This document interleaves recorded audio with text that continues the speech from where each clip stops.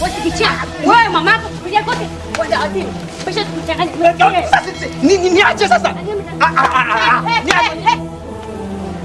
Kulikoni? Umeanza kuchangamka tena. Nitakuua. Mimi nakwambia mwanamke nitakuja kukuua. Wewe kelele bwana, wewe utamuua kitu gani wakati umepigwa? Mimi nimekuona. Umedundwa kama mtoto mdogo, mtu wa kiume unapigwa na mwanamke. Haya, mimi dada yako ipo siku nimepata matatizo, anasaidia nani kama sio wewe? Ninasema nina kaka, kumbe unabutuliwa. Uone taibu. Ndio nataka kulia mbele ya dada yako. Uoni haya? Unashindwa kumpiga mtu wa kike mpaka unapigwa? Unanitia aibu ndugu yangu. Namuonea tu huruma huyo hapa. Huruma gani? Huruma gani umepigwa? Kuzalilisha ukoo tena. Haya, niambie kulikoni?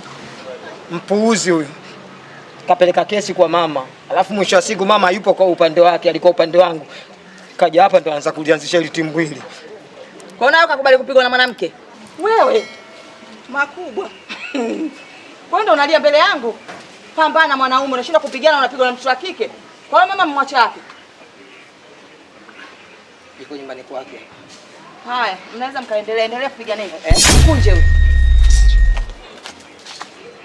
Yaani wewe, mama yako na yule leo ndoka sasa hivi. Wote vichaa. Yaani amata akili. Unaniheshimu kivipi? Kivipi? Kivipi? Kivipi? Kivipi? Wewe sasa. Mama yako